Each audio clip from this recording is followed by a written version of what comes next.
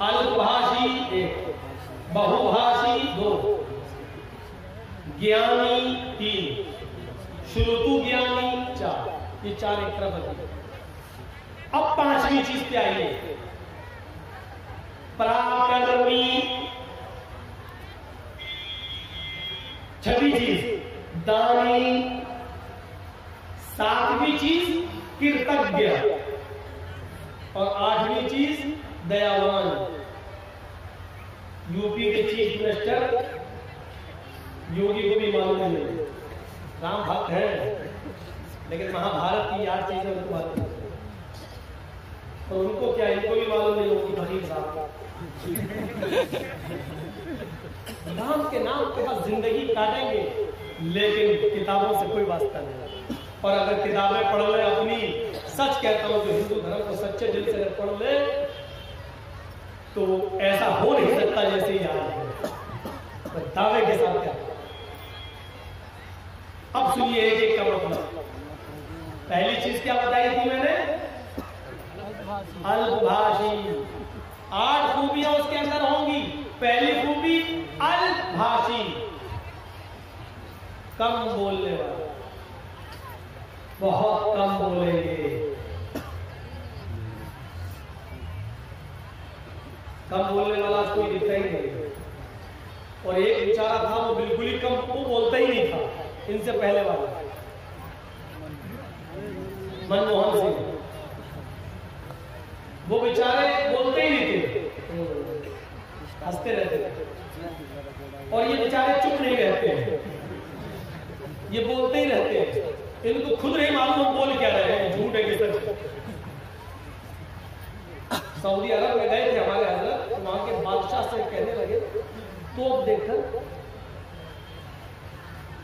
یہ کتنا پھینکتی ہے، اس توپ کی رینج کتنی ہے؟ تو وہ سعودیہ کے بادشاہ نے کہا واللہ آپ سے کم پھینکتی ہے۔ ہو گیا جواب، تو کہنا تھا میں نے کہہ دیا۔ انہوں نے پوچھا کہ یہ توپ کی رینج کیا، کتنا پھینکتی ہے یہ؟ تو انہوں نے کہا واللہ آپ سے کم پھینکتی ہے۔ سمجھ گئے نا؟ کوئی اتنا پھینکے کہ اس کا نام ہی مشہور ہو جائے پھینکو، تو یہ تو بڑے تعجب کی بات ہوگی کہ لوگ اس کو پھینکو کے نام سے جانے لگے، تو یہ تو ایک اچنبے کی بات ہے، تعجب کی بات ہے۔ اور مولانا ابو کلام آزاد نے یہی تو کہا تھا، کسی بھی جھوٹ کو سچ کرنا ہو تو اتنا پھینکو، اتنا اس کو اتنا بولو کہ سننے میں وہ سچ لگنے لگے، آٹومیٹک وہ سچ ہو جائے گا، آٹومیٹک۔ یہی ہو رہا ہے۔ البھاشی، کم بولیں گے، یہ نہیں تھا کہ نہیں بولیں گے، کم بولیں گے۔ اللہ کے نبی اتنا کم بولا کرتے تھے، اتنا کم بولا کرتے تھے، اتنا کم بولا کرتے تھے۔ مسلم شریف کتاب السلام کے الفاظ ہے کہ یہودیوں کا ایک گروہ نبی اکرم کے گھر پہ آیا، دروازے کو دستک دی، اللہ کے نبی نے دروازہ کھولا، یہودیوں کے گروہ نے نبی کے گھر میں آنے سے پہلے نبی کو دیکھا تو کہنے لگے السلام علیکم، السلام علیکم، السلام علیکم۔ کیا کہا؟ السلام علیکم یا رسول اللہ، اے اللہ کے نبی آپ پر موت ہو۔ یہ نہیں کہا السلام علیکم آپ پر سلامتی ہو، بلکہ یہودیوں کے گروہ نے کیا کہا؟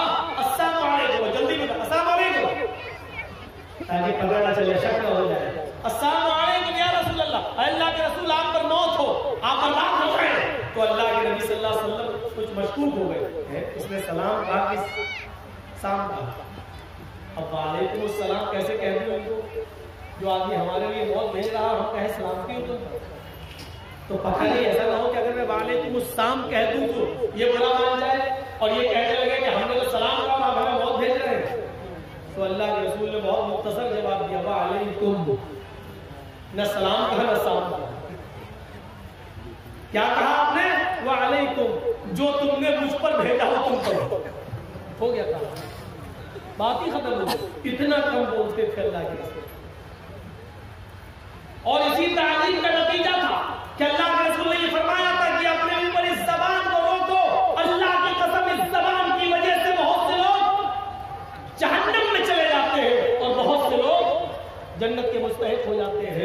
اور اسی زبان کی وجہ سے اللہ کے نبی نے فرمایا انی ارید کن اکثر اہل النار، اے عورتوں کی جماعت تصدقنا یا معشر النساء، اے عورتوں تم زیادہ سے زیادہ صدقہ کرو، اے عورتوں تم زیادہ سے زیادہ خیرات کرو، کیونکہ میں نے تمہیں جہنم کے اندر سب سے زیادہ جلتے ہوئے دیکھا۔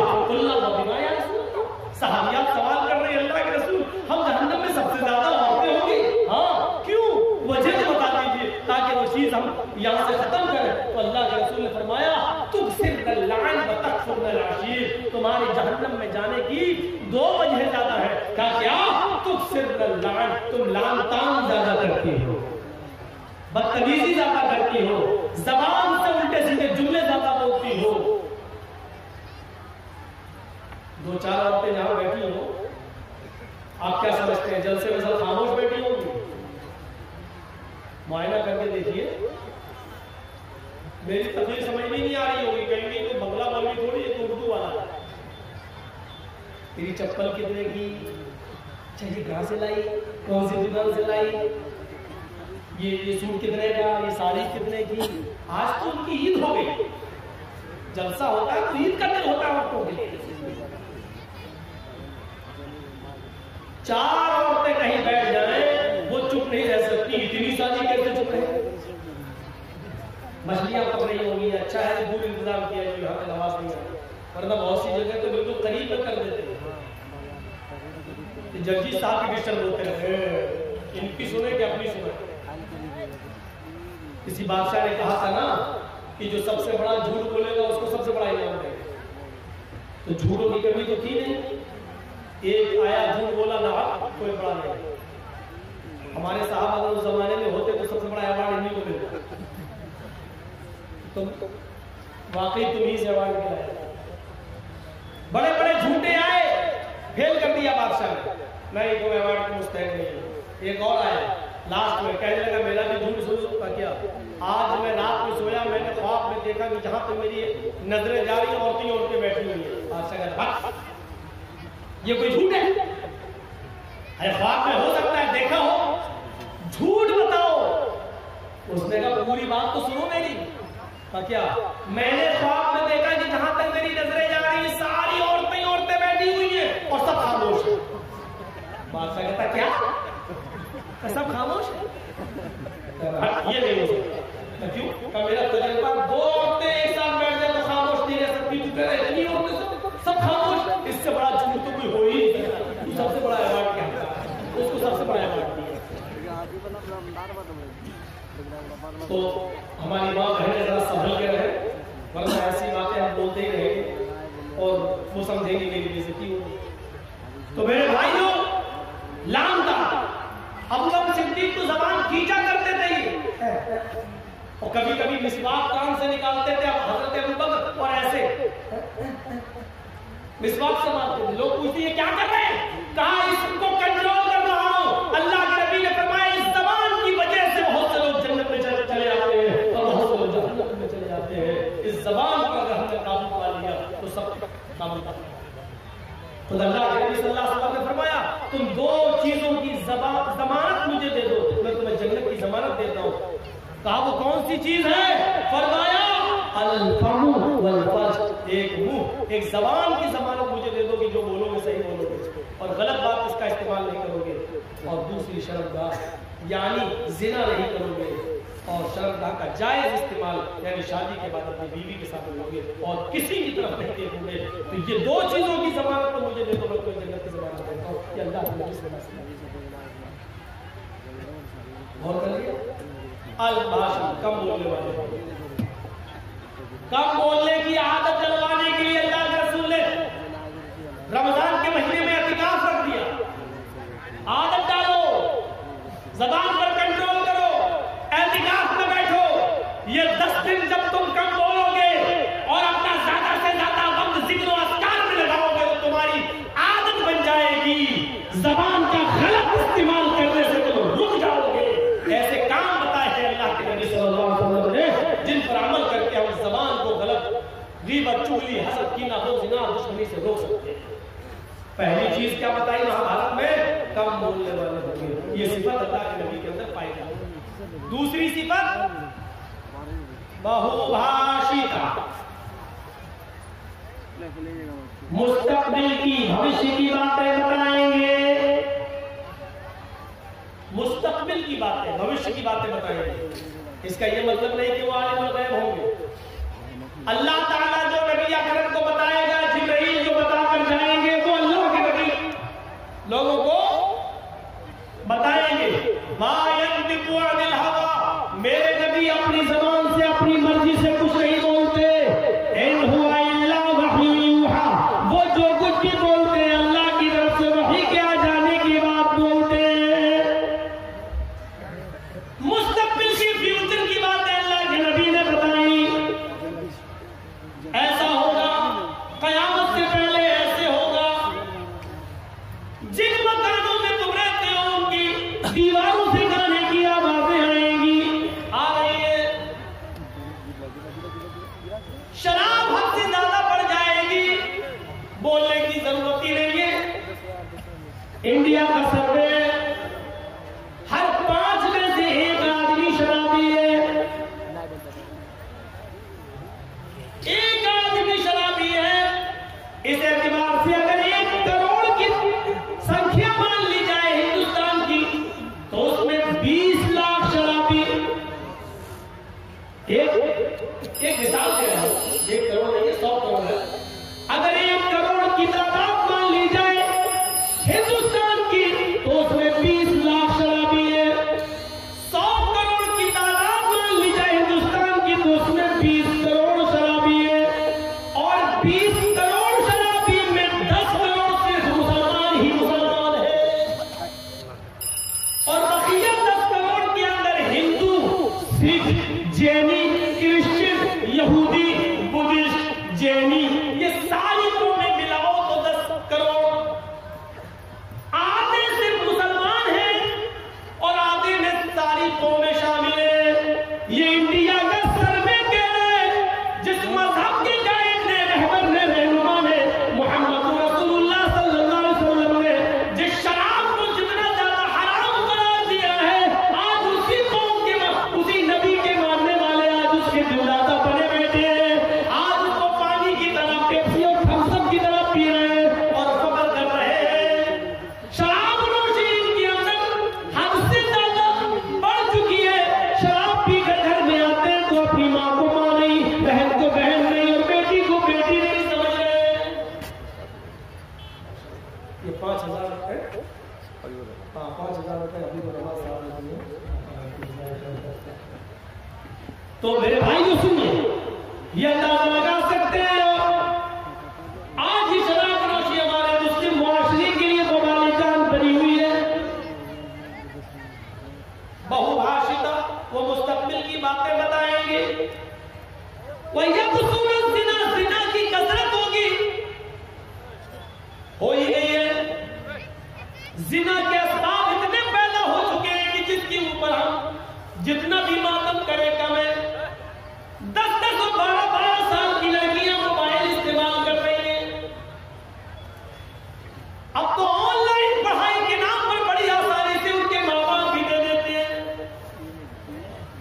موبائل کا استعمال ہوئے اس 1 سال کے لاک ڈاؤن میں اتنا سیکھ گئی ہے، اتنا سیکھ گئی ہے کہ ان کو جو جیو کی طرف سے اور ایئرٹیل کی طرف سے ملنے والی 1 GB 1.5 GB ان کو پورے دن استعمال کرنا ہے۔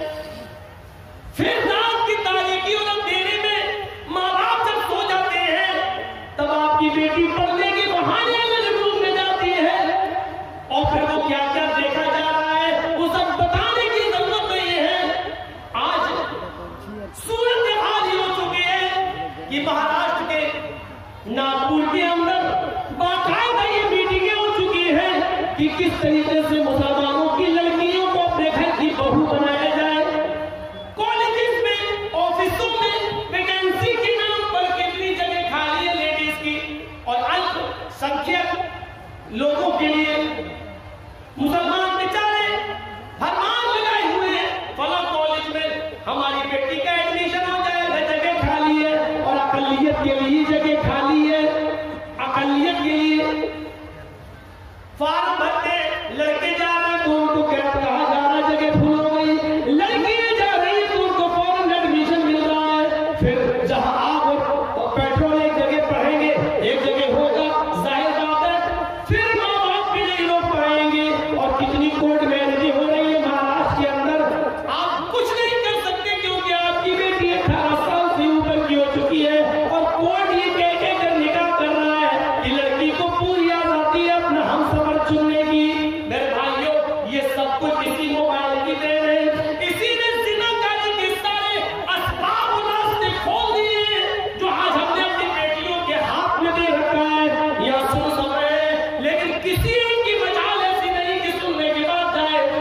बेटियों के हाथ से मोबाइल छीने कि मेरी बेटी तुम्हें मोबाइल की क्या जरूरत है, तुम तो मेरे घर की जीनत हो, तुम तो मेरे जिगर का टुकड़ा हो, तुम किसी अपनी सहेली से बात करना है तो मेरे मोबाइल से बात कर लो, लेकिन मेरी बेटी तुम मोबाइल क्यों रखोगी, तुम मोबाइल क्यों चलाओगी। आज किसी बाप के अंदर इतनी हिम्मत नहीं जो अपनी बेटी से ये कह सके। अल्लाह के रसूल ने भविष्य की बातें बता दी और यहाँ तक बता दिया, निसा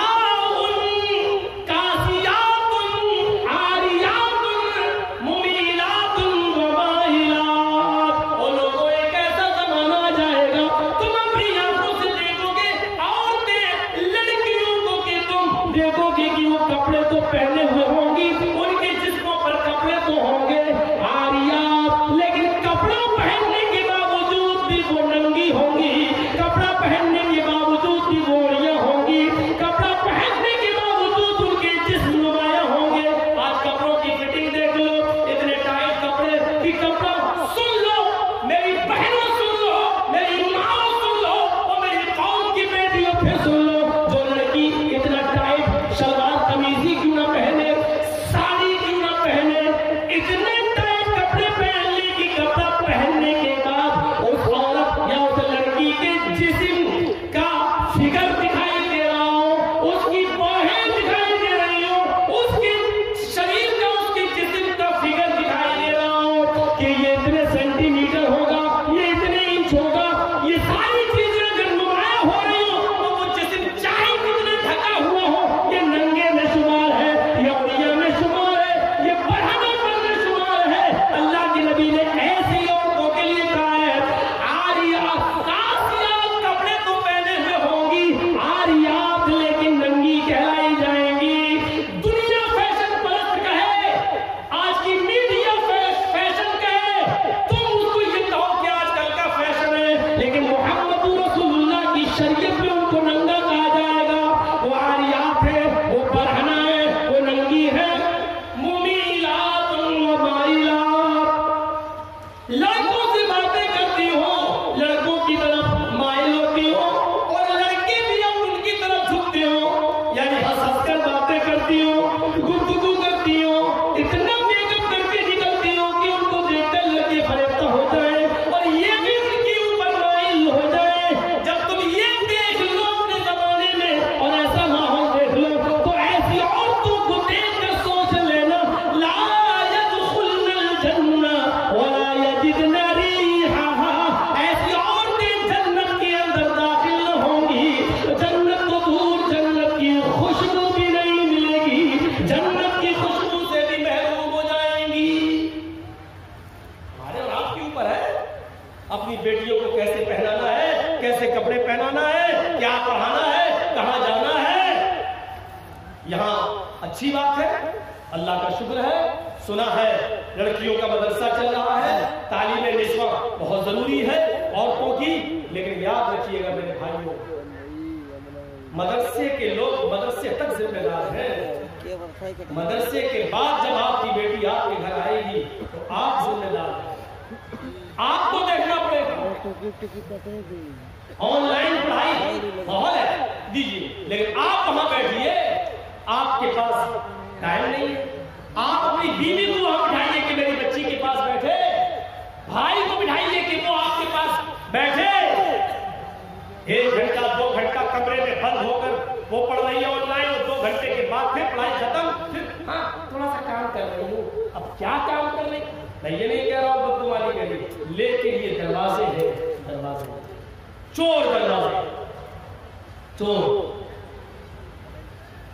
सर्दियों के दिन का भी लड़कियां दुआ मांगती हैं, अल्लाह से क्यों, अच्छा मौका होता है, यहाँ अंदर डाल डाल के व्हाट्सएप चलाते हैं, कौन देख रहा है, सर्दी है, हमारी बेटी सो रही है और पता चला कि अंदर मोबाइल चल रहा, व्हाट्सएप चल रहा, गुफ्तगू चल रही है, इन चीजों में आपको मालूम है हजरत मरियम की किफायत कर रहे थे हजरत ज़करिया, और जब मरियम के पास मेहराब के अंदर, मस्जिद के अंदर बेमौसम फल आ गए, बेमौसम फल का मतलब समझ रहे, सेब का मौसम नहीं सेब देखा, केले का मौसम नहीं केला देखा, किसने, हजरत ज़करिया ने सूरह मरियम पढ़िए मेरे भाइयों। जैसे ही हजरत ज़करिया ने मरियम के पास बेमौसम फल देखे, ये वही मरियम है जो इतनी पाक दामन है कि जिनको उनके किसी शौहर ने किसी मर्द ने नहीं छुआ, अल्लाह ने इसी मरियम से ईसा को पैदा किया। ये वो मरियम है जिनकी पाक दामनी का ऐलान अर्श वाले ने अल्लाह ने किया है। ये मरियम है जिनकी पाक दामनी का ऐलान अल्लाह ने किया। लेकिन इनके पास मस्जिद के अंदर जब बेमौसम फल देखे, ज़करिया ने इनकी सरपरस्त में जब बेमौसम फल देखे तो हज़रत ज़करिया को गुस्सा आया। उन फलों को देखकर मरियम की नज़र का अन्ना लकी हाज़ा, आए मरियम ये क्या है, ये फल तेरे पास कहाँ से आ गया? तरबूज का मौसम नहीं तरबूज देख रहा हूँ, खरबूजे का मौसम नहीं खरबूजा देख रहा हूँ, आम का मौसम नहीं आम देख रहा हूँ, ये बेमौसम फल तेरे पास कहाँ से आए? नेक थी, पाक दामन थी, किसी मर्द से उससे बात तक नहीं की थी, कोई उसका बॉयफ्रेंड नहीं था, इसलिए दिल की आवाज दिल से कहती है, आए ज़करिया, आए मेरे सरपरस्त, आपने मुझे पाल पोस कर बड़ा किया है, मैं आपको धोखा कैसे दे सकती हूँ? ये किसी लड़के ने नहीं दिया है। यकीन कीजिए आपकी दी हुई तालीम का असर मेरे ऊपर चढ़ा रहेगा। ये किसी बॉयफ्रेंड ने नहीं दिया है। चीख कर कहती है मरियम, आए मेरे सरपरस्त, ये अल्लाह की तरफ से आए हैं, ये बेमौसम फल कोई फरिश्ता लाया है, किसी लड़के का इसमें कोई हाथ नहीं। जब मरियम की क्लास ली जा सकती है, जब अल्लाह की जिंदगी के बंदे की क्लास ली जा सकती है, और इसका सरपरस्त बेमौसम फल के बारे में मरियम से पूछ सकता है, तो आपको अपनी बेटियों पर कैसे भरोसा हो गया है? कैसे सवाल नहीं करते? ये मोबाइल तेरे पास कहाँ से आया है? तू घर से गई थी, तेरे हाथ में रुमाल नहीं था, अब ये रुमाल तेरे पास कहाँ से आया है? तू घर से एक किताब लेके निकली थी, अब ये 3 किताबें और कॉपी लेकर आई, ये कहाँ से आई है? तेरे मोबाइल में बैलेंस नहीं था, आज 200 रुपए का बैलेंस ही तेरे मोबाइल में कहाँ से आ गया है? तेरे मोबाइल में तेरे डैडी तेरे अब्बू के अलावा किसी का नंबर नहीं था, ये 4-5 जगहों की मिस पहले पड़ी, ये नंबर किसके है? तुम्हें शर्म नहीं आ सकती? तुम अपनी बेटियों से ये सवाल नहीं कर सकते हो?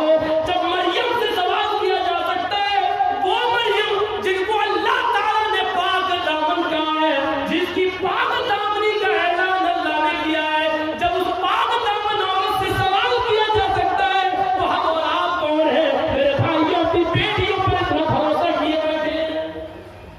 करना पड़ेगा हिसाब, लेना पड़ेगा हमें अपनी बेटियों का हिसाब, और नहीं लेना पड़े, नहीं लेते हो तो तैयार रहो, पिलाने में हो चुकी है हमारी बच्चियां दूसरों की बहुएं बनेंगी और गैर मुस्लिम बच्चे पैदा होंगे। अब उनके पेट से पैदा होने वाले बच्चों के नाम लक्ष्मण, रामचंद्र, हनुमान यही सब रखते हैं। इंतजार करो, बात तो सही है मौलाना, लेकिन इतनी देर तक के लिए सही है, बस इतनी देर तक के लिए, जितनी देर के लिए हम यहाँ बैठे हुए हैं, उतनी देर के लिए यहाँ से जाएंगे, हंसते हुए जाएंगे, लड़ते हुए जाएंगे, अपनी साइकिल और गाड़ियां निकालते हुए यहाँ से वही पुरानी रविश में हम आ जाएंगे, और ज्यादा मौका मिला तो रविश बदलेंगे नहीं, सेल्फी लेने की, मौलाना साहब का फोटो ले लें, अपने साथ ले लें, हम अपने दोस्तों को शेयर करेंगे, ये साबित करेंगे कि देखो जल्दी साहब से मिल के आए। इन चीजों ने आज दीन का शौक निकाल दिया है, जलसों को रस्म नमाज का मालिक बना दिया है। जलसों में दीनदारी आए तो कहां से आए? जलसों से इबरतें मिले तो कहां से मिले? जब जलसों में रस्म नमाज हो जाए, मेरे भाइयों, सेल्फी लेने के चक्कर में, फोटो लेने के चक्कर में आदमी एक दूसरे के साथ लड़ मरे, इतनी इजाजत नहीं है शरीयत के अंदर। ये वीडियो बन रहा है, एक हद है, चलिए चैनल पे डाल दिया जाएगा। आज जर्जी साहब हाटोल बंगाल में उत्तर दिनाजपुर में है, कल ये तकरीर पूरी दुनिया में पहुंच जाएगी। एक मकसद है, लेकिन आपके साथ सेल्फी का क्या मकसद है? आप क्या करेंगे? शरीयत ऐसी सेल्फियों को हराम करार देती है जो जिसका कोई मकसद न हो। मेरे भाइयों, याद रखिए, मेरी बिल्कुल इजाजत नहीं है कि आप कोई मेरी सेल्फी ले, और इसके बावजूद अगर आप लेते हैं तो उसके गुनाहगार आप हैं, हम नहीं, क्योंकि हम رسم و رواج چھوڑیے، آئیے کچھ دینی شوق پیدا کریے اپنے اندر، دینی شوق پیدا کریے، رسم و رواج سے اٹھیے۔ بات آگے نکل تو دو ہی چیزیں ہوئی، 8 چیزوں پہ چلے۔ جی جو بیٹھے ان کی بات صحیح ہے، آپ لوگ تھوڑا سا بیٹھ جائیے، ان کو دیکھنے کے لیے انگلی اچھا لینے سے آئے ہیں، بس بیٹھے۔ تو میرے بھائیوں، اس کے اندر 8 خوبیاں پائی جائیں گی۔ کون کون سی؟ کم بولے گا، دوسری مستقبل کی، فیوچر کی باتیں بتائے گا، تیسری چیز گیانی، اللہ کے رسول صلی اللہ علیہ وسلم کو تو ان پڑھ کہا جاتا ہے امی، اور مہابھارت کہہ رہے ہو گیانی ہوں گے، اس میں کوئی شک نہیں کرتا کہ رسول صلی اللہ علیہ وسلم ان پڑھ تھے اس معنی میں کہ آپ کو دنیا میں کسی نے پڑھایا نہیں تھا، آپ کا کوئی استاذ نہیں تھا۔ جب آپ کو یہ کہا جائے کہ امی تھے تو اس کا 2 معنی ہے، ایک معنی تو یہ تھا، اس کا ایک معنی یہ ہے آپ امی تھے نہیں ان پڑھ، اس کا معنی یہ ہوتا ہے کہ آپ کو دنیا میں کسی نے پڑھایا نہیں۔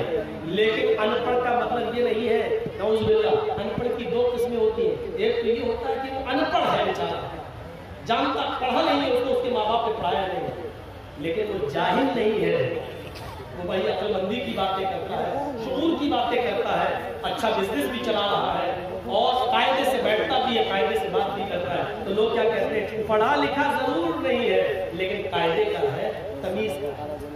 اور ایک ان پڑھ وہ ہوتا ہے جس کو اس کے ماں باپ نے پڑھایا نہیں، اور ساتھ میں اس کو ماحول بھی غلط ملا، کھڑے ہو کے پیشاب کرتے ہوئے جانا نہیں۔ 1-2 بچے ہم بتائیں گے کہ کہاں گئے، اوپر چھت پہ کھڑا ہوئے تک کوئی آدمی گزر رہا، وہیں سے انہوں نے چڈی اتاری، پیشاب کر کے اس کے سر پہ گرے۔ ہم لوگوں کے ساتھ ایسا ہو چکا ہے۔ تو ایک یہ ہوتا ہے کہ پڑھایا نہیں ماں باپ نے، دوسرا پڑھ نہیں۔ اللہ کے رسول صلی اللہ علیہ وسلم اس معنی میں ان پڑھ تھے کہ دنیا میں کسی نے آپ کو پڑھایا نہیں، لیکن اللہ کے رسول صلی اللہ علیہ وسلم بہت بڑے عالم تھے، آپ سے بڑا عالم کوئی تھا ہی نہیں۔ جب یہ کہا جائے کہ عالم تھے تو پھر پڑھانے والا کون؟ تو اس کا معنی یہ ہوگا کہ اللہ کے رسول صلی اللہ علیہ وسلم کو اللہ نے پڑھایا، اور جس کو اللہ نے پڑھایا ہو اس سے بڑا کوئی عالم ہو سکتا ہے؟ ان پڑھ تھے، دنیا میں کسی نے نہیں پڑھایا، لیکن آپ سے بڑا کوئی عالم نہیں تھا۔ کیوں؟ کیونکہ اللہ نے پڑھایا، اور خود اللہ تعالیٰ نے فرمایا، سورہ اعلیٰ پڑھیے، سورۃ الاعلیٰ پڑھیے، اور دیکھیے کیا کہا، سَنُقْرِئُكَ فَلَا تَنْسَى، سَنُقْرِئُكَ فَلَا تَنْسَى۔ آئے محمد صلی اللہ علیہ وسلم، ہم آپ کو ایسا پڑھائیں گے کہ آپ بھولیں گے نہیں۔ کیا کہا اللہ نے؟ ہم آپ کو ایسا پڑھائیں گے کہ آپ بھولیں گے نہیں۔ تو اللہ نے کیا کہا؟ ہم پڑھائیں گے۔ تو کس نے پڑھایا نبی کو؟ اللہ نے۔ اور انسان کو جب پڑھاتا ہے تو اس کا پڑھایا ہوا سبق انسان کو یاد نہیں رہتا اور بھول بھی جاتا ہے۔ مثلا ہمیں ہمارے استاد نے 20 سال پہلے کیا پڑھایا، آج آدھا یاد ہے، آدھا یاد نہیں ہے۔ ہم آپ کو کیا پڑھا رہے ہیں ابھی، اور 1 گھنٹہ 1.5 گھنٹہ 2 گھنٹہ بولنے کے بعد آپ سے پوچھیں ہم نے کیا پڑھایا آپ کو، تو آپ کو بہت سی باتیں یاد ہوں گی اور بہت سی بھول جائیں گے، بہت سی آپ باتیں بھول چکے ہو، کیونکہ انسان کو جب پڑھاتا ہے تو پڑھانے والا بھی بھول جاتا ہے، اور جس کو پڑھایا گیا ہے وہ بھی بہت سی باتیں بھول جاتا ہے۔ لیکن جب اللہ کسی بندے کو پڑھاتا ہے تو اللہ تو بھول ہی نہیں سکتا، اور اللہ کا پڑھایا ہوا بندہ بھی اس سبق کو کبھی بھلا نہیں سکتا۔ سَنُقْرِئُكَ فَلَا تَنْسَى، اے نبی ہم آپ کو ایسا پڑھائیں گے کہ آپ بھولیں گے نہیں۔ اللہ کے نبی کو جب ان پڑھ کہا جائے تو اس کا مطلب یہ ہوا کہ کسی انسان نے نبی کو نہیں پڑھایا، لیکن جب یہ کہا جائے کہ اللہ کے نبی سے بڑا کوئی عالم نہیں، تو اس کا مطلب یہ ہے کہ اللہ کے نبی کو اللہ تعالیٰ نے پڑھایا، اور جس کو اللہ پڑھایا اس سے بڑا گیانی کوئی ہو سکتا ہے نہیں۔ تو اللہ کے رسول کو کیا کہا گیا؟ تیسری صفت کہ وہ بہت بڑے گیانی ہوں گے۔ کیوں گیانی ہوں گے؟ کیونکہ جس کو اس کا رب پڑھایا اس سے بڑا گیان کس کے پاس ہو سکتا ہے؟ کس کے پاس؟ اور آج دیکھ لیجیے میڈیکل سائنس بھی آج محتاج ہے محمد رسول اللہ کی تعلیم. یہ 1400 سال پہلے بتایا تھا نا مسواک کرو, آج میڈیکل سائنس بتلا رہی ہے کولگیٹ کرنے کے نقصان کیا ہے اور نیم کی یا پیپل کی مسواک کرنے کے فائدے کیا ہے, آج میڈیکل سائنس بتلا رہی ہے. یہ ٹیشو پیپر ہوتے ہیں نا جو آپ اس میں چلے جائیے فلائٹ کے اندر, پلین کے اندر, تو یہ بہت سے رکھے ہوئے ملیں گے, اور ان کے ٹوائلٹ میں چلے جائیے تو یہی سب ملیں گے آپ کو. اٹھائیے اور لیٹرن کرنے کے بعد پہنچ کے وہی پھینک دیجیے. زمانہ کل تک ہنس رہا تھا. اللہ کے رسول صلی اللہ علیہ وسلم نے کہا تھا کہ جب تم استنجا کرنے جاؤ تو مٹی کے 3 ڈھیلے استعمال کر لو, 3 سے کم ڈھیلے استعمال نہیں ہونا چاہیے. مٹی کے ڈھیلوں پر ہنستے تھے لوگ. محمد صاحب نے مٹی کے ڈھیلے, ارے پانی نہیں تھا, مٹی کے ڈھیلے بتا رہے ہیں. آج اسی میڈیکل سائنس نے یہ بتا دیا کہ مٹی کے ڈھیلے جراثیم کو, کیڑوں کو, گندے کیڑوں کو اور خطرناک کیڑوں کو مارنے میں زیادہ صلاحیت رکھتے ہیں اور گندگی کو جذب کرنے کی زیادہ صلاحیت رکھتے ہیں. آپ دیکھ لیجئے بہت سے برتنوں کو جب آپ صاف کریں, صرف سے صاف کرنے کے بعد, رن صابن سے صاف کرنے کے بعد بھی چکناہٹ باقی رہ جاتی ہے تو پھر اس کو مٹی لا کر صاف کیا جاتا ہے اور مٹی سے اس چکناہٹ کو دور کیا جاتا ہے, کیونکہ مٹی کے اندر جراثیم کو مارنے کی زیادہ صلاحیت موجود ہے. آج کی میڈیکل سائنس نے اس کو بتا دیا. محمد رسول اللہ صلی اللہ علیہ وسلم سے بڑھ کر کوئی جہنی ہو. میڈیکل سائنس بتا رہی ہے ناک میں پانی ڈالو, وضو بناتے وقت چڑھاؤ, جب روزے سے ہو تو زیادہ مت کھینچو, حلق میں چلا جائے گا, اور جب روزے سے نہ ہو تو کھینچو. آج میڈیکل سائنس بتاتی بابا رام دیو کو زکام جس کو ہو گیا یہاں سے پانی ڈالو, یہاں سے نکالو, یہاں سے ڈالو, یہاں سے نکالو. آج بتا رہے 1400 سال پہلے محمد رسول اللہ صلی اللہ علیہ وسلم نے بتایا. بابا رام دیو تو وہ بتاتا ہے کہ جس کی ناک میں نکلتی اور نکل گئی وہ کرو ایسے کرو, پہلے پکڑو, کھینچو اندر اور پھر پکڑ لو اور پھر باہر نکالو, جس کی نہ نکلتی ہے باہر. اللہ کے رسول نے مستقل علاج بتایا. گیانی تیسری چیز ہو گئی وہ گیانی ہو گئے, اور چوتھی چیز شروع گیانی ہوں گے. اللہ کے نبی یہ باتیں اپنی طرف سے نہیں کہیں گے. شروع گیانی, شروع منی سننا, گیان منی علم, سن کر یعنی اللہ تعالیٰ جبرائیل کو بتائے گا اور جبرائیل سے سن کر محمد رسول اللہ صلی اللہ علیہ وسلم کو معلوم ہوگا. وَمَا يَنطِقُ عَنِ الْهَوَىٰ إِنْ هُوَ إِلَّا وَحْيٌ يُوحَىٰ. اپنی طرف سے کچھ نہیں بولتے, جو کچھ بھی بولتے ہیں اللہ کی طرف سے وحی آ جانے کے بعد بولتے ہیں. سن کر گیا اپنی طرف سے کچھ نہیں بولیں گے. 4 چیزیں ہو گئی. اب ان چاروں کو ایک طرف رکھ دو. 5ویں چیز پر آئیے, بڑی زبردست ہے. پراکرمی, وہ بہت بڑے بہادر ہوں گے. بہادر نبی کی بہادر امت آج کہاں ہے؟ آپ نے بھی آندولن کیا تھا نا سی اور NRC پر, لیکن دیکھ لو کیا ہوا.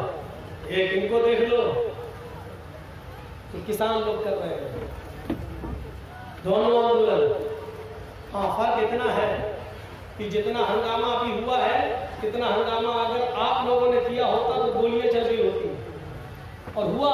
فیروز آباد میں کتنی گولیاں چلی, شاہین باغ میں کتنی گولیاں چلی, دلی کے اندر کیا کیا ہوا, پورا فساد, وہ سب پلاننگ منصوبے سب. لیکن آج بڑا پھوک پھوک کے قدم رکھا جا رہا ہے. ایسا نہ ہو یہ حالت. امتیاز تو بڑھتا جاتا ہے, آپ کے ساتھ ہمارے ساتھ امتیاز بڑھتا جاتا ہے کیونکہ ہم لوگ مین مسلمانوں سے جڑے ہوئے ہیں, اس لیے ہمارے ساتھ یہ سلوک تو ہونا ہی ہے اور ہوتا ہے. لیکن دیکھیے میرے بھائیوں اور غور کرو, بہادر نبی کون ہوں گے؟ بہادر.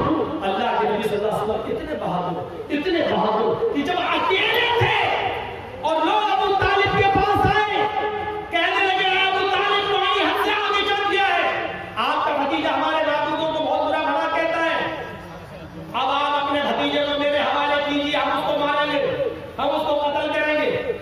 آپ کی بات سمجھ میں نہیں آ رہی اس کی, ہم لوگ سمجھا رہے پھر بھی نہیں مان رہا ہے محمد کہو صلی اللہ علیہ وسلم. آپ کی بھی بات نہیں مان رہا, ہماری بھی بات نہیں مان رہا ہے. اب جہاں ملے گا ہم اس کو ماریں گے, نہیں تو ایک موقع اور اپنے بھتیجے محمد ابن عبداللہ کو بلایا اور کہا کہ بیٹے تمہارے باپ نے یہ میں نے تمہیں بیٹے کی طرح پالا ہے، اپنے چچا پر اتنا بوجھ نہ ڈالو کہ وہ اٹھا نہ سکے۔ آئے میرے بھتیجے سے پیشانی سے تیرے سر سے اگر خون کا ایک قطرہ گرے گا تو تیرا چچا ابو طالب اس دنیا سے رخصت ہو جائے گا۔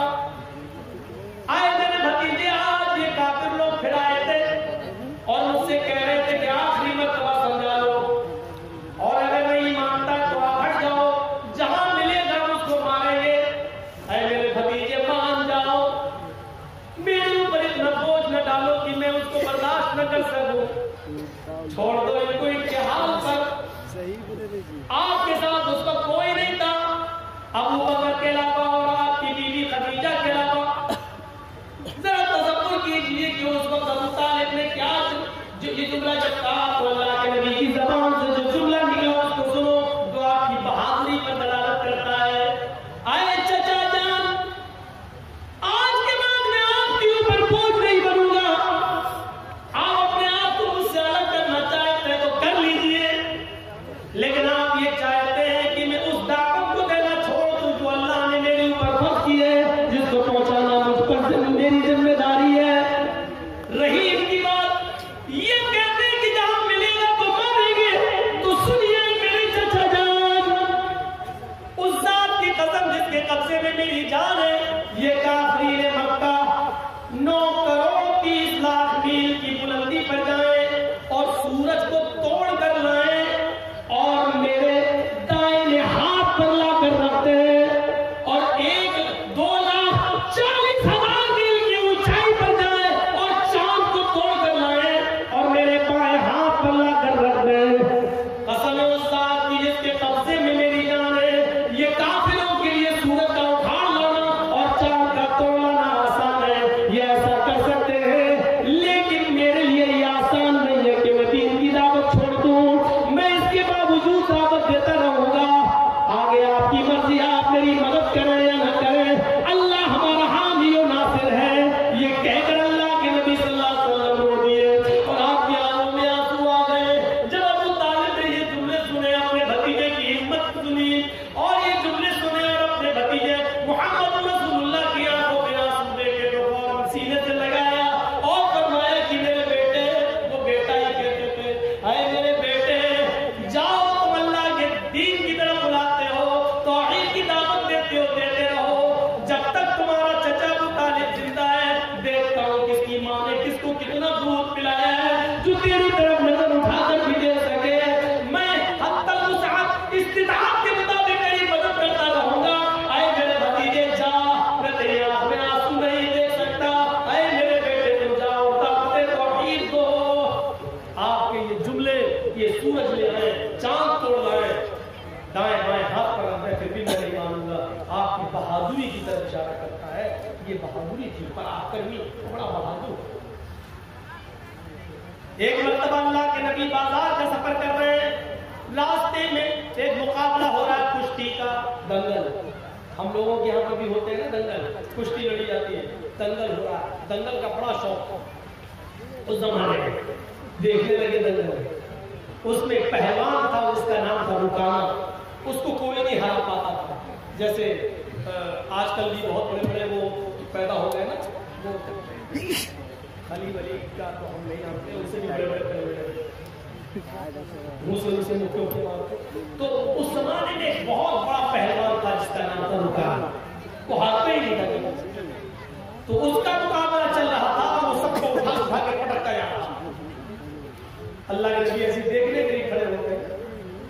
اس نے جب دیکھا محمد ابن عبداللہ تو اس نے چیلنج کر دیا، اس نے ایسی کہا ہے محمد ادھر آؤ، آؤ تم بھی آ جاؤ، تمہیں بڑا بھروسہ ہے نا تمہارے اللہ پر، تو آؤ نا لڑ لو۔ آپ نے کہا رکانا میں لڑنے نہیں آیا، میں دیکھنے آیا ہوں کہ یہ دنگل کیا ہے۔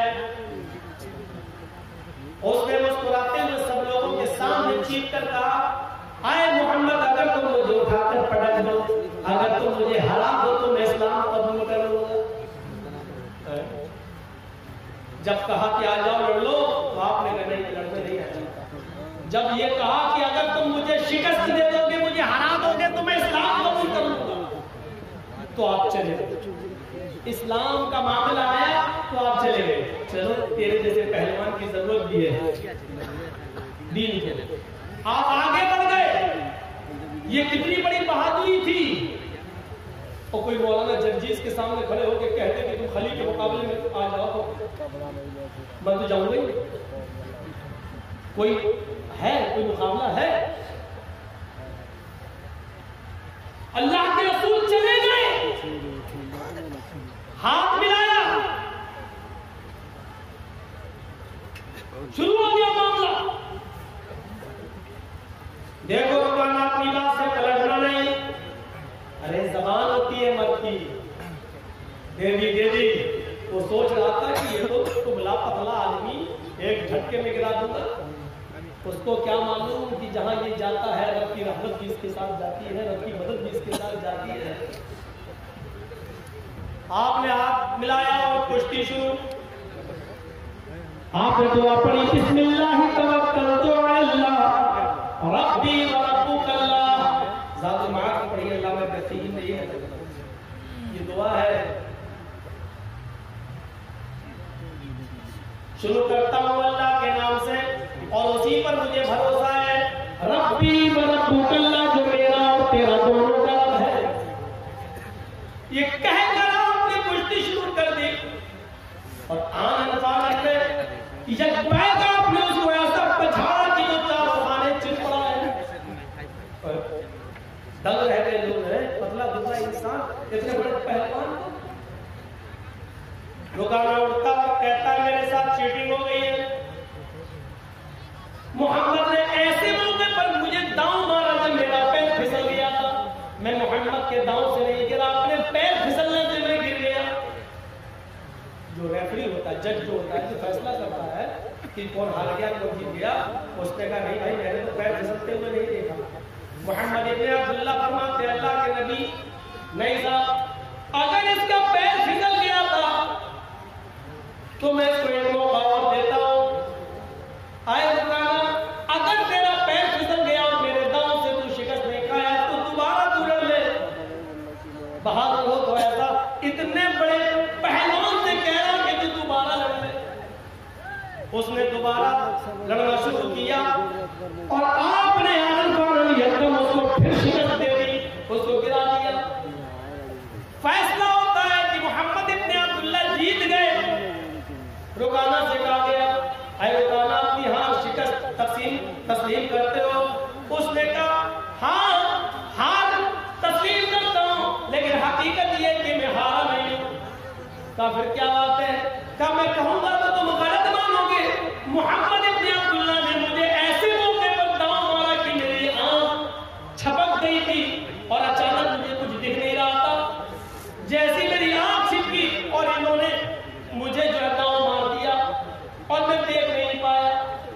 ویسے آپ کی مرضی، جج نے کہا یہ کشتی تو محمد ابن عبداللہ جیت گئے، لیکن اللہ کے نبی صلی اللہ علیہ وسلم نے فرمایا آئے رکانا، اگر تیری آنکھ چھپک گئی تھی اور میرا داؤں اس وقت تیرے اوپر چلا تو ٹھیک ہے، اس کشتی کو بھی ریجیکٹ کر دیتے ہیں، تو تیسری بار لڑ لے۔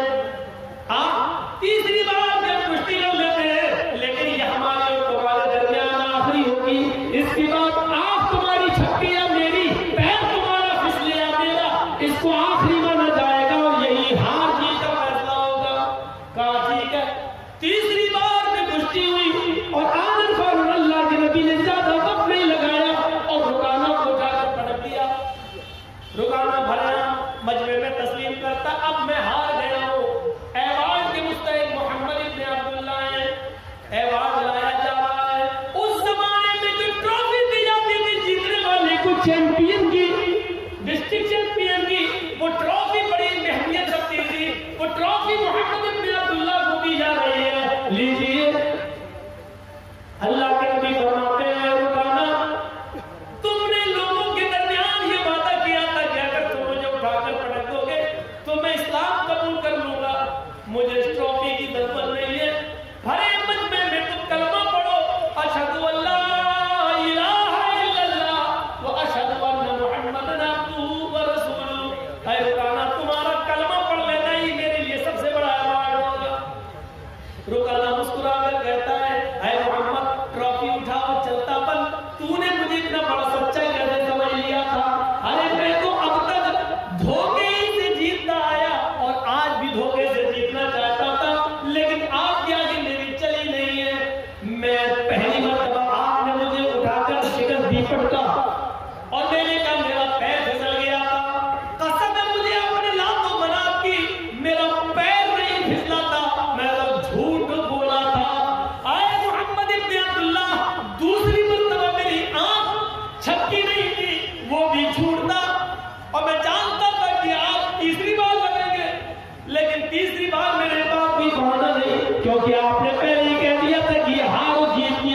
شکل ہوگی. میں تو ہمیشہ جھوٹ بولتا ہے. آئے محمد ٹرافی لے اور چل, آج میری چیمپئن کا ایوارڈ تو نے لے لیا ہے, لے جاؤ, اگلی سال پھر دیکھیں گے. پھر ٹرافی محمد ابن عبداللہ کو دی گئی. اللہ کے رسول نے اس ٹرافی کو اپنے ہاتھ میں لیا اور جیسے اس ٹرافی کو اپنے ہاتھ میں لیا فرمایا لوگوں رک جاؤ, میں لڑنے نہیں آیا تھا, کشتی لڑنے کا میرا کوئی ارادہ نہیں تھا, یا الگ بات ہے کہ میں نے رکانا کو شکست دی, اب جیتا ہوا میں مانا جا رہا ہوں, لیکن لوگوں میں لڑنے نہیں آیا تھا. رکانا تو ماہر لڑنے میں رکانا ہی وہ ایوارڈ ملتا. اگر میں نہ لڑتا تو آج رکانا ہی ایوارڈ لے کے جاتا. جب میری لڑنے کی نیت ہی نہیں تھی تو میں ایوارڈ کیوں لوں؟ جس ایوارڈ کا اصلی حقدار رکانا ہے, میں نہیں ہوں. آئے رکانا, تم اسلام نہیں لاتے ہو مت لاؤ, تم دین قبول نہیں کرتے ہو مت کرو, لیکن یہ ایوارڈ میں نہیں لوں گا کیونکہ میری لڑنے کی نیت نہیں تھی, اور میں نہیں لڑتا تو یقیناً یہ ایوارڈ تم ہی جیتتے. اب یہ ایوارڈ میں تمہیں دے رہا ہوں. جیسے اللہ کے نبی اس کے قریب گئے اور اس کے ہاتھوں میں ایوارڈ دیا, لو رکانا اس ایوارڈ کا ہی بھوکا تھا, اس نے پکڑا اور محمد ابن عبداللہ کو آج اتنے قریب سے دیکھا, ایوارڈ دے رہے, اتنا بڑا اعزاز, اتنا بڑا ایوارڈ جو بادشاہ کی طرف سے دیا جائے, وہ ایوارڈ محمد ابن عبداللہ مجھے دے رہے اور کہہ رہے مجھے اس ایوارڈ کی ضرورت نہیں, اس کے حقدار کو رکانا اس ایوارڈ کو پکڑتا ہے اور نبی کے چہرے کو دیکھتا ہے. آج اس نے قریب سے نبی کے چہرے کو دیکھا, چہرہ دیکھ کر ہی آئیڈیا لگا لیا یہ چہرہ کسی جھوٹے کا نہیں ہو سکتا ہے. محمد رسول اللہ کے چہرے کی چمک جس کو دیکھ کر کبھی جابر ابن سمرہ نے کہا تھا اے محمد کبھی میں آسمان پر چمکتے ہوئے چاند کو دیکھتا ہوں اور کبھی آپ کے چہرے کو دیکھتا ہوں, تو کعبے کے رب کی طرف مجھے ایسا لگتا ہے کہ چاند آسمان پہ جو چمک رہا ہے اس کو حسن اور نور ملا ہے تو وہ آپ کے چہرے سے ملا ہے. آسمان پہ چمکنے والا چاند بھی آپ کے چہرے کی روشنی کا حقدار ہے, وہ بھی آپ کے چہرے سے روشنی لے کر گیا ہے. اس چہرے کو دیکھ کر کبھی حسان ابن ثابت نے کہا تھا وہ احسن منکا لم ترقت عینی واجمل منکا لم تلد النساء. آج محمد ابن عبداللہ آپ کو دیکھتا ہوں تو ایسا لگتا ہے کہ وہ احسن منکا لم ترقت عینی, میری آنکھوں نے آپ سے پہلے اتنا عظیم چہرہ دیکھا ہی نہیں. واجمل منکا لم تلد النساء, اور دنیا کی کسی عورت نے آپ سے خوبصورت بچہ پیدا کیا ہی نہیں ہے. آپ حسین ہیں, جمیل ہیں, اس چہرے کو بار بار دیکھتا ہے. رکانا ایوارڈ پکڑتا ہے اور تھوڑی دیر کے بعد ایوارڈ اٹھا کر زمین پر پٹک دیتا ہے اور کہتا ہے محمد مجھے اس ایوارڈ کی نہیں, اسی ایوارڈ کی ضرورت ہے جو آپ دنیا کو دیتے ہیں. وَأَشْهَدُ أَن لَا إِلَٰهَ إِلَّا اللَّهُ وَأَشْهَدُ أَنَّ مُحَمَّدًا عَبْدُهُ وَرَسُولُهُ. یہ کلمہ پڑھتا ہے رکانا اور اسلام قبول کر لیتا ہے. معاف کیجیے گا میرے بھائیوں, علامہ ابن قیم نے ذات المعاد میں لکھا ہے کہ رکانا اسلام لے آیا, لیکن مولانا ابوالکلام آزاد نے لکھا وہ اسلام سے متاثر ہوا ہے لیکن اسلام اس نے قبول نہیں کیا تھا. لیکن میں نے جو حوالہ آپ کو دیا ہے وہ ذات المعاد کا دیا ہے ابن قیم کا, کہ انہوں نے کلمہ پڑھ لیا اور اسلام کے دائرے میں داخل ہو گئے. اللہ کے رسول صلی اللہ علیہ وسلم کا یہ اخلاق دیکھ کر بہادری دکھانا مقصد تھا مجھے کہ آپ اتنے بڑے پہلوان کے سامنے کھڑے ہو گئے. یہ اس بہادر نبی کی قوم ہے جو آج بزدلی کا شکار ہوتی ہے اور بہت جلدی مایوس ہو جاتی ہے, بہت جلدی مایوس ہو جاتی ہے. اس کو فیصلے کرنا نہیں آتا, یہ قوم متحد نہیں ہوتی ہے. میرے بھائی کتنے 20 سال سے جلسوں میں آ رہا ہوں آس پاس کے علاقوں میں, اور بار بار کہہ رہا ہوں کہ مسلمانوں اپنی طاقت کو پہچانو, بار بار کہہ رہا ہوں کہ سنو تم اس ملک کے پردھان منتری نہیں بن سکتے, یہ فیکٹ ہے. یا سسٹم ایسا بنا دیا گیا ہے کہ تم راجہ نہیں بن سکتے, تم وزیر اعظم نہیں بن سکتے اس ملک کے. لیکن اگر تم ایک ہو جاؤ, اگر تم متحد ہو جاؤ اور پورے بھارت کے مسلمان ایک پلیٹ فارم پہ قائم ہو جائیں تو میں قسم کھا کر کہہ سکتا ہوں کہ رب کعبہ کی قسم تمہارے بغیر بھی کوئی پردھان منتری نہیں بن سکتا, کوئی وزیر اعظم نہیں بن سکتا. تم اپنی طاقت کو پہچانو, تم اپنے وجود کو پہچانو,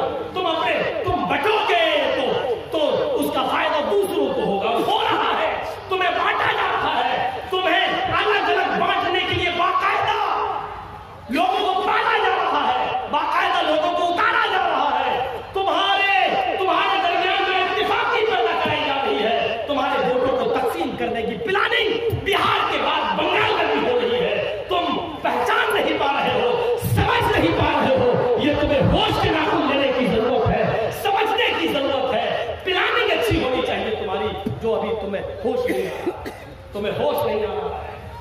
ہوش آئے گا, الیکشن کے بعد ہوش آئے گا, ابھی نہیں آئے گا. ہم پلاننگ نہیں سکتے. ہمارے ہاں ایک صاحب ایسے تھے, نام لینا ضروری نہیں ہے, ملائم سنگھ کی جب تک حکومت رہی ان کو یو پی میں گھستے نہیں دیا گیا. ہمارے ہاں اکھلیش کی جب تک حکومت رہی ان کو گھستے نہیں دیا گیا. ہمارے ہاں مایاوتی کی حکومت رہی ان کو گھستے نہیں دیا گیا. لیکن آج یوگی جی کی حکومت ہے, ان کو بار بار اجازت مل رہی ہے, آئیے یہاں آئیے وہاں آئیے, پھر بھی ہماری کھوپڑی میں نہیں بیٹھ رہا ہے, ہماری سمجھ میں نہیں آ رہا ہے, ہمارے عقل میں بھینس کا گوبر بھرا ہوا ہے, ہم سمجھ سے دور ہیں, ہم بس جذباتی ہو جاتے ہیں. ہم یہ سمجھتے ہیں کہ مولانا جگجیش نے پردھان منتری کے بارے میں ایسا بول دیا, یہی ہمارا ہیرو ہو گیا ہے. میرے بھائیوں, ہمیں جذبات سے نہیں ہوش کے ناخن لینے کی ضرورت ہے, اور اس وقت بہت ہوش کی ضرورت ہے. اس وقت بڑے ہوش کی ضرورت ہے. اس ہوش کے ناخن دیجیے, ورنہ آپ کے بھاٹور سے جو گوشت جاتا ہے کلکتہ وہ بھی نہیں جاتا ہے. مولانا کو اتنی باریکی کی بات کرا دی ہے, جاسوس لگائے ہیں میں نے ہر جگہ, سب معلوم ہے. میرے بھائیوں, احساس پیدا کریے اپنے اندر, احساس اور اجتماعیت پیدا کریے. کتنے جلسوں میں نے کہا ہے کہ بڑے نقصان سے بچنے کے لیے چھوٹا نقصان کر دو. ابھی میں اپنے بھائی کا پیر کٹوا کے آیا ہوں ٹاٹا ہاسپٹل میں, اپنے پھپھیرے بھائی کا کینسر ہو گیا تھا. 10 سال پہلے آپریشن کرایا تھا, لیکن 10 سال کے بعد پھر اٹیک ہوا اس پر کینسر کا, اور یہی کینسر اس نے کہا پیر نہیں بچانا. وہ بنا کر رہا تھا, میں نے کہا نہیں تو میں زندہ رہنا ہے. ایک طرف زندگی تھی, ایک طرف پیر تھا. وہ نہیں چاہتا تھا کہ پیر کرے. اس نے کہا بند کرنے دو, جتنی زندگی جی لیں تو ایسی زندگی سے کیا فائدہ. لیکن میں نے اس کو کہا نہیں, زندگی نہیں تمہاری, کم سے کم بچوں کا چہرہ دیکھو, اس کے کلیجے سے پوچھو. جان چلی جائے یہ بڑا نقصان ہے, پیر کٹ جائے یہ چھوٹا نقصان ہے, لیکن بڑے نقصان سے بچنے کے لیے اگر چھوٹا نقصان کرنا پڑا کر دو. چھوٹا نقصان کر کے اگر تمہاری جان بچ رہی ہے تو بچا دو. مسلمانوں, بنگال کی سرزمین پر بڑا نقصان کیا ہے تم جانتے ہو, اور چھوٹا نقصان کیا ہے وہ بھی جانتے ہو.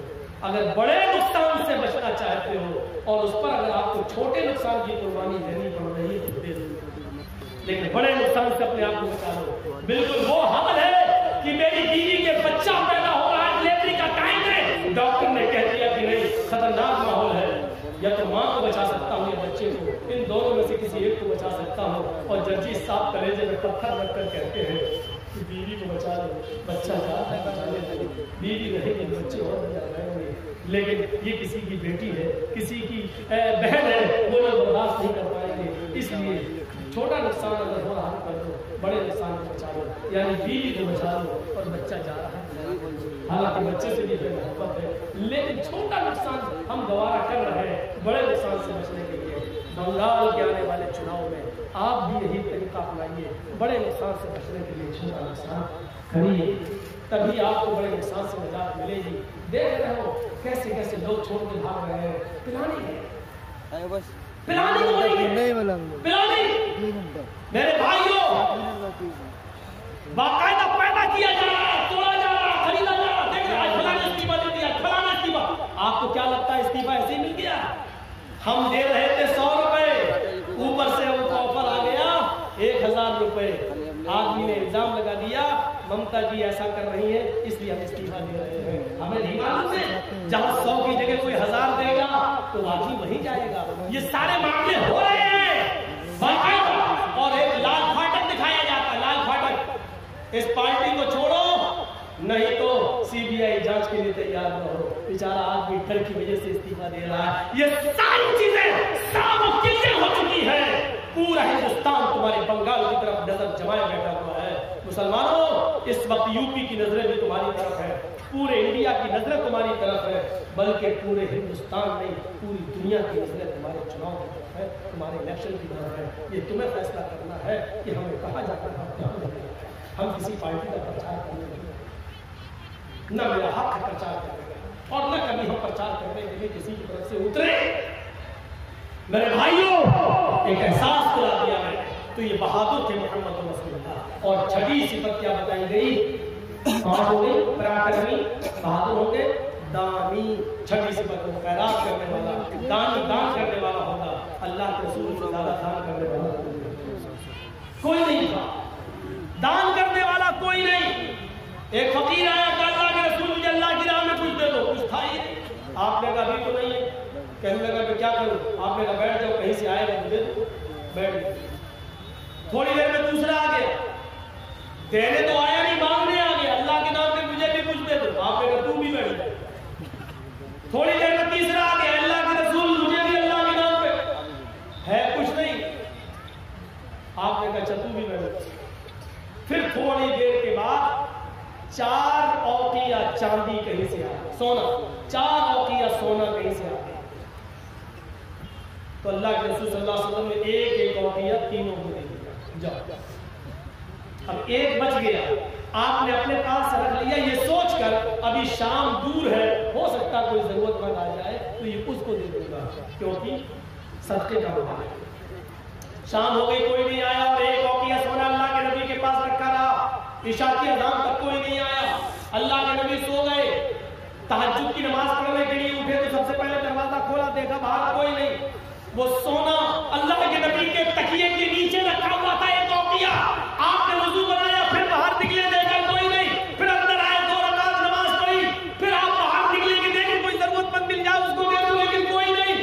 پھر آپ نے 2 رکعت نماز پڑھی، پھر باہر نکلے، کوئی ضرورت مند مل جائے اس کو دے دوں، لیکن کوئی نہیں۔ پھر آپ آئے، پھر 2 رکعت نماز پڑھی، پھر ضرورت مند کو دیکھا، لیکن کوئی نہیں۔ حضرت عائشہ کہتی ہے اللہ کے رسول میں نے آپ کو کبھی ایسا نہیں دیکھا، آپ بار بار باہر جاتے پھر آتے، پھر نماز پڑھتے، پھر باہر جاتے۔ آپ کا پیٹ تو ٹھیک ہے، موشن تو نہیں ہو گئے ہیں، یا آپ بار بار کیوں جا رہے ہیں باہر؟ آپ کو دست تو نہیں لگ گئے، لیٹرین تو نہیں ہو رہی ہے؟ اللہ کے نبی کہتے نہیں عائشہ سو جاؤ، تم سو جاؤ۔ فرمایا میں کیسے سو جاؤں؟ میرا سردار، میرا شوہر پریشان ہو، بار بار گھر سے نکلتا ہو، بستر پہ آتا ہو، کمرے میں آ کے نماز پڑھ کے پھر باہر جاتا ہو، پھر بے چین ہو اور بار بار باہر نکل رہا ہو، میں سو جاؤں؟ فرمایا عائشہ نکالا سونا کا اس ایک اوقیہ سونے نے میری نیند حرام کر دی ہے، مجھے سونے نہیں دے رہا ہے، یہ صدقے کا مال ہے، ضرورت مند کہاں ہے کہ اس کو پہنچاؤں؟ میں یہ سوچ میں پڑ گیا کہ 4 اوقیہ آیا تھا، 3 تو میں نے دے دیا، ایک بچ گیا۔ اگر آج کی رات میرا انتقال ہو گیا اور ایک اوقیہ سونا میرے پاس رکھا رہا تو میں کل اللہ تعالیٰ کو کیا جواب دوں گا، اس کو کیا منہ دکھاؤں گا؟ اس لیے مجھے نیند نہیں آ رہی ہے کہ ضرورت مند کو دے دیا جائے۔ اتنے بڑے دانی، اتنے بڑے صدقہ و خیرات کرنے والے تھے محمد رسول اللہ صلی اللہ علیہ وسلم۔ 6ٹھی صفت ہو گئی دانی، اور 7ویں ہے کہ احسان کریں گے لیکن جتائیں گے نہیں۔ اللہ کے رسول نے جس پر احسان کیا کبھی جتایا نہیں۔ میں نے تمہارے ساتھ ایسا کیا، آج بہت سے لوگ مولانا ہاں کیا ہو ایک پروگرام چاہیے، کیسا بیٹ خالی ہے، ارے بھول گئے مجھے، نہیں پہچان پا رہا، ارے وہ ملے تھے نا فلاں جی کے ہوٹل میں ہم نے کھانا کھلایا تھا، پریشر بنانے کی کوشش۔ ہاں اچھا وہ ہم اسٹیشن پہ آپ کو چھوڑنے گئے تھے، اپنی گاڑی میں بٹھانا تھا، پریشر۔ اچھا ارے بھائی دیکھیں گے، اچھا اور جلدی بھول گئے، ارے بھولے نہیں سب یاد آ گیا بھائی، لیکن ابھی ڈیٹ نہیں ہے۔ بڑے عجیب آدمی ہو یار، احسان کرے گا لیکن جتائے گا۔ اللہ کے رسول صلی اللہ علیہ وسلم نے کبھی احسان کر کے جتایا۔ وہ عبداللہ ابن ابی ابن سلول جس نے عائشہ کو گالی دی اور جس نے اللہ زنا کا الزام لگایا، جس نے اللہ کے رسول کو ذلیل کہا، جب وہ مر گیا تو اس کا بیٹا آیا، کہتا اللہ کے رسول میرے باپ نے جو کیا میں جانتا ہوں کہ میرا باپ جہنمی ہے، لیکن آج مر گیا، میں اس کا بیٹا ہوں، کیا چاہتے ہو؟ آپ کے جسم پر جو چادر ہے، یہ قمیص، یہ چادر آپ دے دیجئے۔ کیا کرو گے؟ اپنے باپ کے کفن کی جگہ پر یہ چادر ڈال دوں گا، شاید جب تک آپ کا لباس میرے باپ کے جسم پر رہے گا اللہ تعالیٰ شاید اس کے عذاب میں کچھ کمی کر دے قبر کے اندر۔ اللہ کے نبی اٹھے اور آپ نے وہ چادر دے دی، حضرت عمر نے وہ چادر پکڑی، اے اللہ کے نبی جس نے امی عائشہ کو تہمت لگائی اور آپ کو پوری زندگی گالی دیتا رہا ہو، آپ اس کو چادر دے رہے ہیں۔ اللہ کے نبی کی آنکھوں میں آنسو، اور کیا کہتے ہیں عمر، جو چادر میں نے اس کے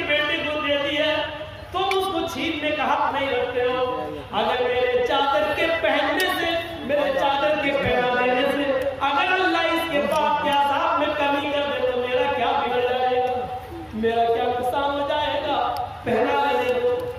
عبداللہ ابن ابی کا بیٹا اپنے باپ کو اللہ کے رسول کی چادر اڑا دیتا ہے اور اسی حال میں قبرستان کی طرف لے کے جاتا ہے۔ کسی نے کہا جب تیرے باپ کو نبی چادر دے سکتے ہیں تو تیرے باپ کی جنازے کی نماز کیوں نہیں پڑھا سکتے؟ کہا اللہ کے رسول ایک احسان ہم کر دیجئے، میرا باپ تو مر گیا ہے، آپ اگر میرے باپ کی جنازے کی نماز پڑھا دیں گے تو آپ کا کیا بگڑ جائے گا؟ اے اللہ کے رسول شاید آپ کی زبان سے نکلنے والے دعائیہ کلمات سے اللہ میرے باپ کو بخش دے۔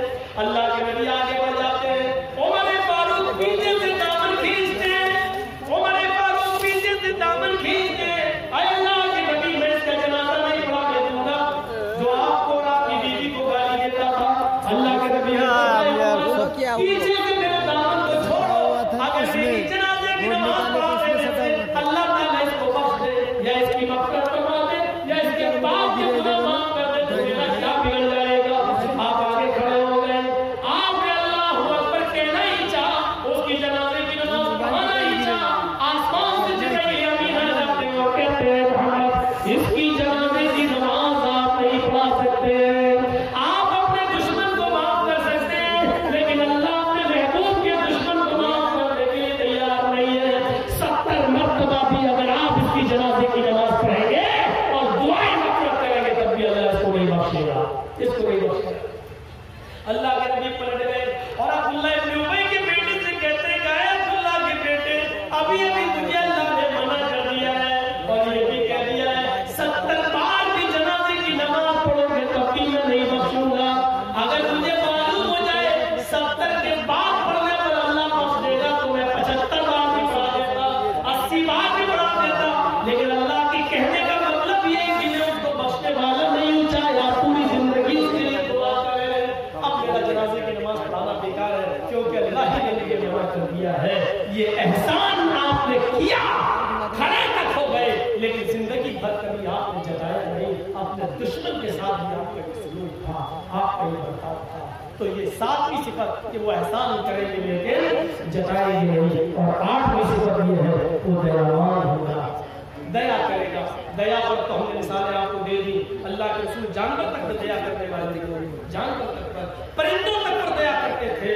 اللہ کے رسول صلی اللہ علیہ وسلم کا وہ واقعہ اٹھاؤ کہ آپ کی بیٹی زینب جو اونٹنی پر سوار تھی اور حضرت علی لے کے چل رہے تھے اور ان کے پیٹ میں حمل تھا، بچہ تھا زینب کے پیٹ میں، اور حبار ابن اسود نے تیر مارا یہ اونٹنی کو، لیکن تیر نشانہ کھا گیا، خطا کر گیا اور وہ تیر حضرت زینب کے پیٹ میں لگتا ہے، پیٹ پھٹ جاتا ہے، زینب اونٹنی سے گر جاتی ہے اور بچہ زمین پر گر جاتا ہے۔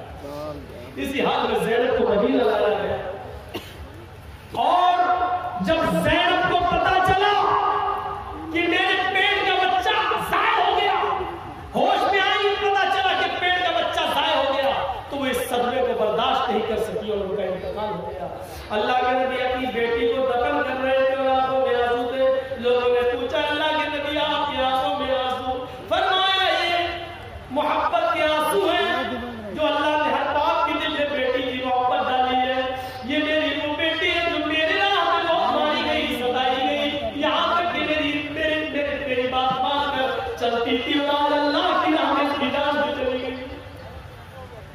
10 سال مدینہ میں رہنے کے بعد جب مکہ فتح ہو گیا، مدینے سے نکل کر آپ مکے میں آئے تو آپ نے اعلان کر دیا لوگوں معافی، جو اس نے ہمارے ساتھ جو جرائم کیے اگر کوئی معافی مانگے گا تو ہم اس کو معاف کرنے کے لیے تیار ہیں۔ ایک ایک مجرم آتا گیا اور معافی مانگتا گیا، آپ ایک ایک کو معاف کرتے جا رہے ہیں۔ حمزہ کے قاتل، حمزہ کا چچا کا کلیجہ چبانے والی اور پیٹ پھاڑنے والی اور ناک کان کاٹ کے اس کو دھاگے میں ڈال کر اس کا ہار بنا کر پہننے والی ہندا کو بھی آپ نے معاف کر دیا اور کہا ہندا میرے سامنے مت آیا کر، بس اتنی گزارش ہے میں نے معاف کر دیا ہے لیکن میرے سامنے جب تم آتی ہے تو مجھے میرے چچا کی لاش یاد آ جاتی ہے۔ آپ ایک ایک کر کے سب کو معاف کرتے گئے، ایک اور آدمی کھڑا ہے، اللہ کے نبی میں بھی مجرم ہوں، مجھے بھی معاف کر دو۔ آپ